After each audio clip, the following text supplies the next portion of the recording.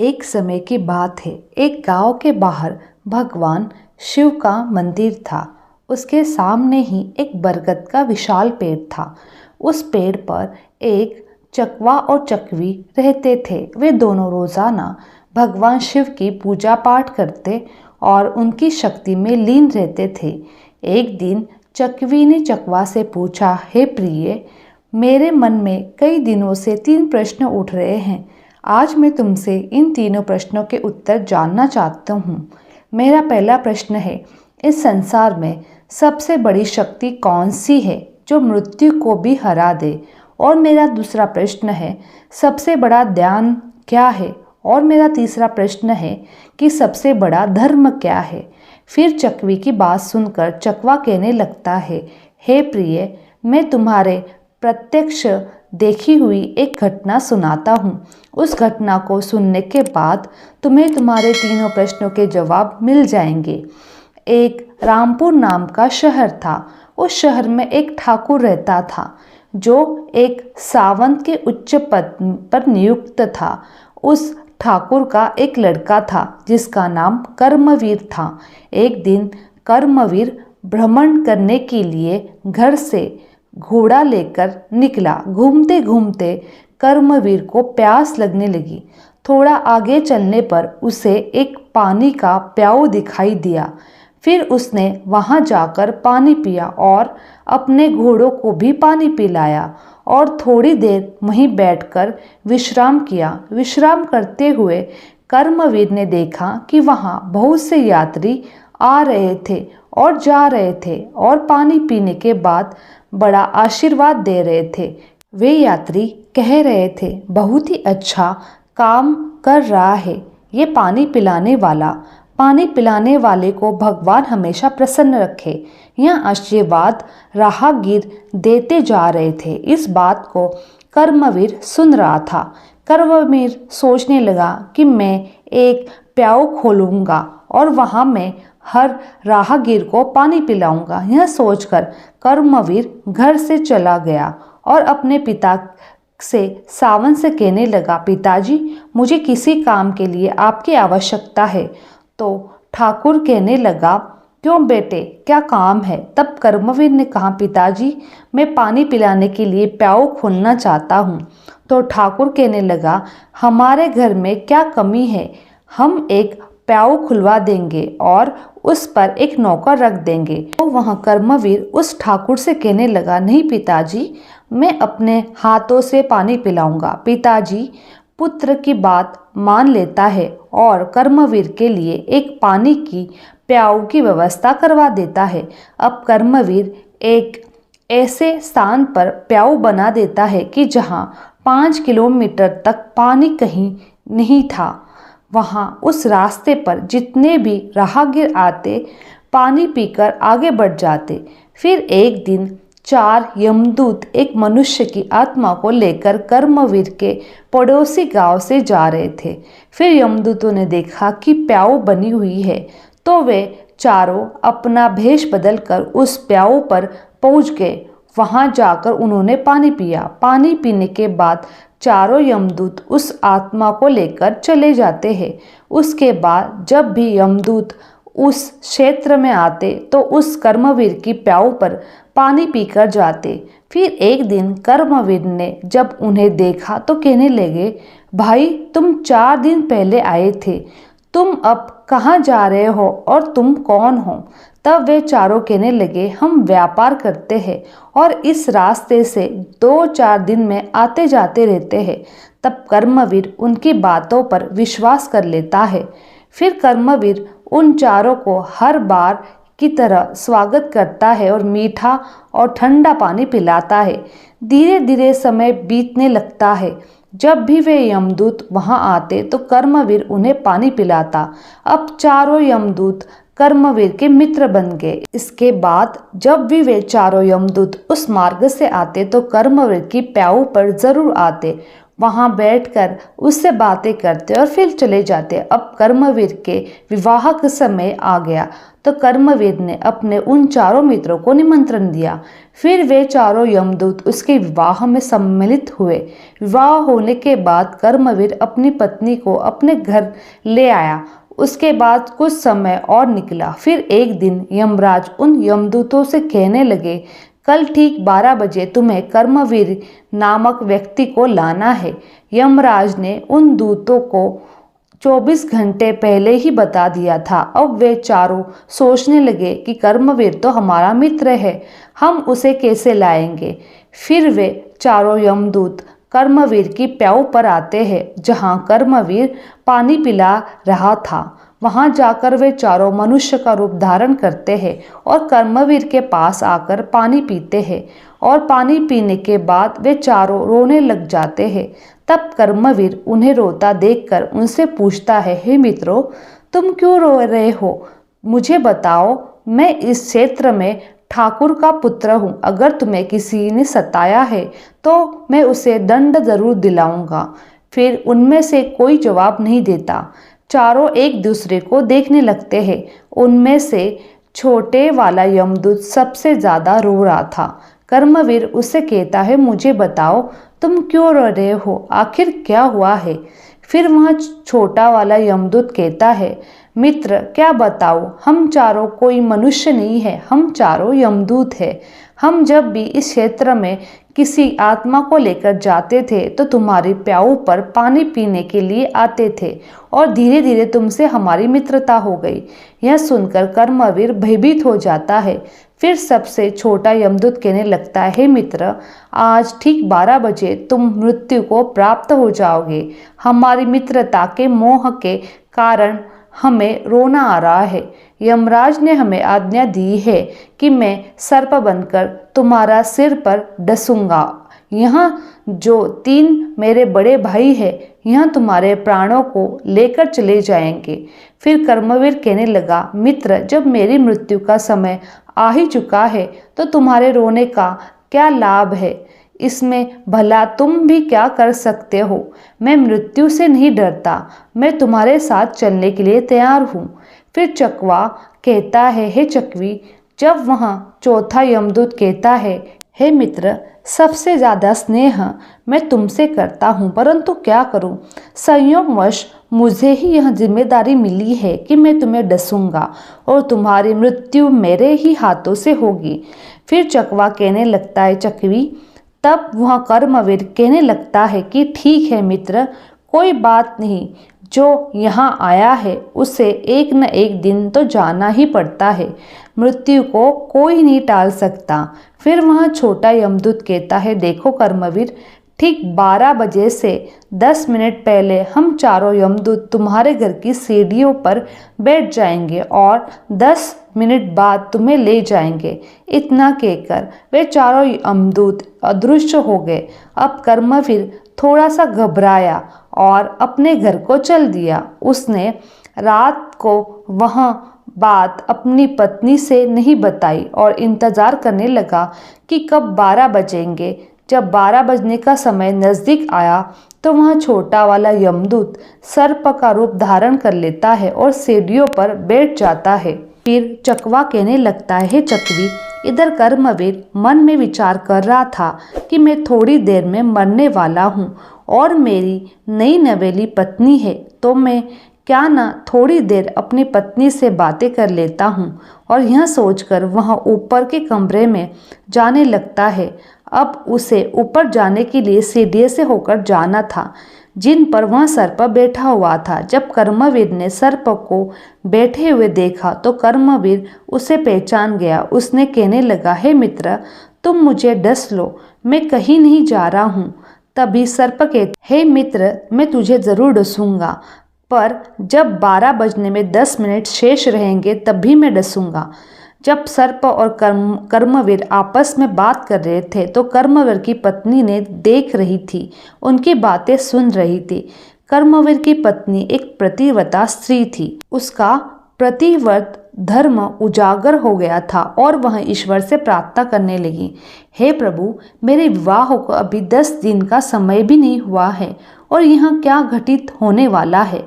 फिर चकवा कहने लगता है, चकवी, वह एक राजपूत की पुत्रवधू थी। उसने 30 प्रकार के व्यंजन भोजन में बनाए और उसी शहर में एक बहुत ही गरीब व्यक्ति रहता था और उस गरीब के एक लड़की थी जो 9 महीने की गर्भवती विधवा थी। वह अपने गरीब पिता के घर में रहती थी क्योंकि उसके ससुराल में उसके पति के मरने के बाद उसका कोई सहारा नहीं था और जिस दिन कर्मवीर को वह सर पर डसने वाला था उसी दिन उस लड़की के एक नवजात शिशु पैदा हुआ और वह लड़की जिसके प्रसव हुआ था उससे बहुत जोर से भूख लगने लगी। तो वह लड़की अपने माता पिता से कहने लगी, मुझे बहुत तेज भूख लग रही है, मुझे कुछ खाने को दीजिए। तो पिता कहने लगे, बेटी, मेरे पास खाने के लिए कुछ नहीं है, मैं तुम्हें भला क्या दे सकता हूँ। ऐसे में वह लड़की बोली, यदि मुझे खाने को नहीं दोगे तो यह जो बच्चा मेरे गर्भ से पैदा हुआ है मैं इसे खा जाऊंगी। फिर चकवा कहने लगा, है चकवी, प्रसूति के समय की भूख बहुत ही तेज होती है। जब उस गरीब व्यक्ति ने यह बात लड़की के मुंह से सुनी, मैं इस बच्चे को खा जाऊंगी, तो वह पिता कहने लगा कि बेटी, तुम रुको, मैं जाता हूँ, अगर कोई मुझे कुछ देगा तो मैं खाने के लिए अवश्य लेकर आऊँगी। उस लड़की के पिता भिक्षा मांगते हुए चला जा रहा था। जो कोई उसे देखता तो वहीं दरवाज़ा बंद कर लेता। इस प्रकार चलते हुए वह व्यक्ति इसी ठाकुर के महल के पास आया जहाँ पर कर्मवीर से उसका काल सर्प बनकर बातें कर रहा था और उसकी पत्नी छत से उसे देख रही थी और ईश्वर से प्रार्थना कर रही थी।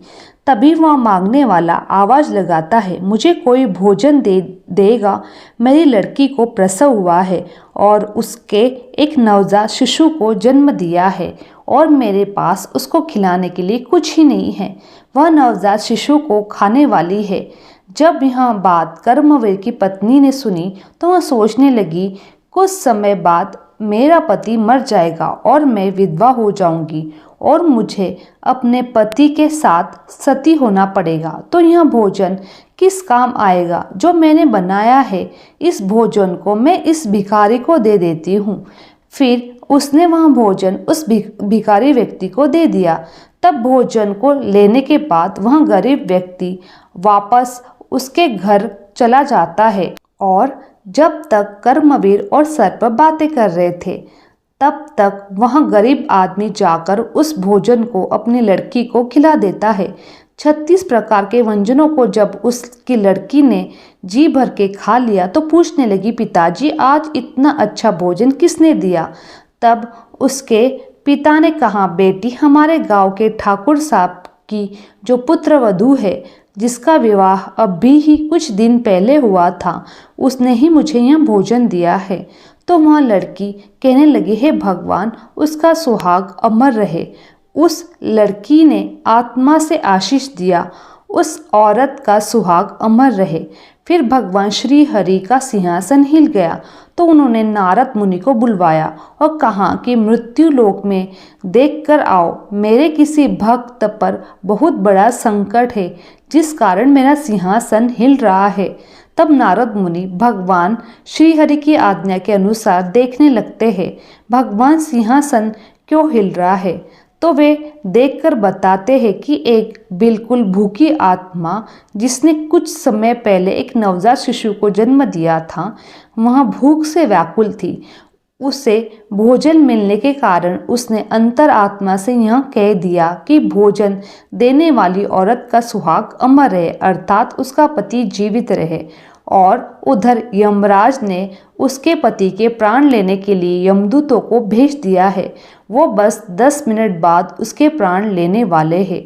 फिर चकवा कहता है, चकवी, फिर नारद मुनि भगवान श्री हरि को कहते हैं कि प्रभु, प्रकृति के नियमों के अनुसार कर्मवीर की मृत्यु का समय आ गया है और उसे लेने के लिए यमदूत उसके घर पर बैठे हुए हैं और उधर एक दिव्य आत्मा ने अपनी संपूर्ण शक्ति से कर्मवीर की पत्नी को आशीष दे दिया है।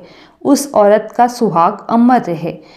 फिर भगवान श्री विष्णु कहने लगे, मुझे उस आत्मा का मान रखना पड़ेगा, चाहे मेरे कार्य में परिवर्तन क्यों न हो जाए। भगवान विष्णु अपने भक्त की रक्षा करने के लिए उस प्रसव वाली लड़की की आत्मा के वचन को उस कर्मवीर पर कवच बनाकर डाल देते हैं। तब तक घड़ी में 12 बजने में 10 मिनट बाकी थे। तब वह कर्मवीर उस यमदूत से कहने लगता है, हे मित्र, अब तुम मुझे डस लो और मुझे तुम्हारे साथ चलने के लिए मैं तैयार हूँ। फिर उस सर्प ने कर्मवीर को डस लिया। सर्प सोचने लगा कि 10 मिनट में यह कर्मवीर मर जाएगा, लेकिन 10 मिनट बाद भी उस कर्मवीर को कुछ नहीं हुआ। फिर सर्प कहने लगा, हे मित्र, मुझे कुछ हो रहा है क्या? कर्मवीर कहने लगा, मित्र, मुझे कुछ नहीं हुआ है। फिर सर्प ने उसके ऊपर तीव्र विष डाला, परंतु उस कर्मवीर की रक्षा स्वयं श्रीहरि कर रहे थे, जिस कारण से सर्प के विष का कोई असर कर्मवीर पर नहीं हुआ। कर्मवीर सर्प से कहने लगा, हे मित्र, तुम तुम्हारी पूरी ताकत से डसो। फिर तीसरी बार उस सर्प ने पूरी शक्ति से कर्मवीर को डसा, परंतु कर्मवीर का बाल भी बांका नहीं हुआ। फिर कर्मवीर को जीवित देखकर चारों यमदूत हक्के बक्के रह गए। कहने लगे, हमें इसके लिए यमराज के पास जाना पड़ेगा। फिर वे चारों यमराज के पास पहुंच गए और यमराज से कहने लगे, हे हम यमराज, हमने बहुत प्रयास किया, परंतु उस कर्मवीर नामक व्यक्ति पर जहर का असर नहीं हुआ। फिर यमराज ने अपने दिव्य दृष्टि से देखा तो उस कर्मवीर के शरीर पर 3 जगह से रक्त बह रहा है, लेकिन कर्मवीर को कुछ नहीं हुआ। तभी यमराज भगवान श्री विष्णु के पास पहुंच जाते हैं और कहने लगे, हे प्रभु, मैं अपने पद से इस्तीफा देना चाहता हूँ। भगवान विष्णु कहने लगे, क्यों, क्या हुआ? तब यमराज ने कहा, प्रभु, प्रकृति के नियम में परिवर्तन हो गया है। जिस व्यक्ति की मृत्यु का समय आया था, वह व्यक्ति 3 बार प्रहार करने से भी नहीं मर रहा है। इसका क्या कारण है? तब श्री विष्णु उन्हें समझाते हैं, यमराज, यह आत्मा की शक्ति है। फिर यमराज कहने लगते हैं, प्रभु, यह आत्मा की शक्ति क्या होती है? तब भगवान श्री विष्णु कहते हैं, यदि कोई व्यक्ति अपनी अंदर आत्मा से किसी दूसरे व्यक्ति को आशीष या शाप देता है, तो उसको झूठा करने की शक्ति मेरे अंदर भी नहीं होती है, चाहे फिर मुझे उसके लिए प्रकृति के नियमों में ही परिवर्तन क्यों न करना पड़े। फिर भगवान विष्णु कहते हैं, यमराज, जरा ध्यान से देखिए, एक ऐसी गरीब औरत जिसका पति उसे 2 महीने पहले ही छोड़कर मर गया, जो अपने पिता के पास रह रही हो और पिता के पास भी खाने के लिए कुछ न मिले, और जिसने कुछ समय पहले एक शिशु को जन्म दिया था, उसे भोजन नहीं मिल रहा था, उसकी आत्मा भूख से बिलख रही थी। वह अपने नवजात बच्चे को खाने को तैयार थी और उसको भोजन उपलब्ध कराया उस कर्मवीर की पत्नी ने, और उस औरत ने उसे ऐसा आशीष दिया कि उसका सुहाग अमर हो जाए। मुझ में एकाग्र होकर जो व्यक्ति आशीष या शाप देता है, उसके वचन को कभी झूठा नहीं होने देता हूँ। हे यमराज, इसीलिए तुम्हें कर्मवीर की आयु 100 वर्ष की बढ़ानी होगी। फिर यमराज कर्मवीर की आयु 100 वर्ष बढ़ा देते हैं। फिर चकवा कहता है, चकवी, तुम्हारा पहला प्रश्न था कि सबसे बड़ी शक्ति कौन सी है जो मनुष्य को भी हरा देती है, तो समझ लो, सबसे बड़ी शक्ति होती है आत्मा की शक्ति। यदि कोई व्यक्ति आत्मा से आशीर्वाद दे या शाप दे, तो उसे ईश्वर भी नहीं टाल सकता। तुम्हारा दूसरा प्रश्न था, सबसे बड़ा दान क्या है, तो समझ लो, हमें अन्न का दान करना चाहिए। अन्न का दान सबसे बड़ा दान होता है। भूखे को भोजन कराना सबसे बड़ा दान होता है। तुम्हारा तीसरा प्रश्न था, सबसे बड़ा धर्म क्या है, तो समझ लो, होता जहाँ आवश्यकता है वहाँ आप दान दीजिए। उस समय उससे बड़ा कोई धर्म नहीं होता। जहाँ पर आवश्यकता नहीं है उस समय आप दान कर रहे हो तो वहाँ दान बड़ा नहीं होगा और फलीभूत नहीं होगा। बिना आवश्यकता के आपका हज़ारों रुपयों का दान भी व्यर्थ चला जाएगा। वीडियो अगर आप लोगों को पसंद आई होगी तो वीडियो को लाइक, शेयर और सब्सक्राइब करना ना भूलें। आप सभी का धन्यवाद।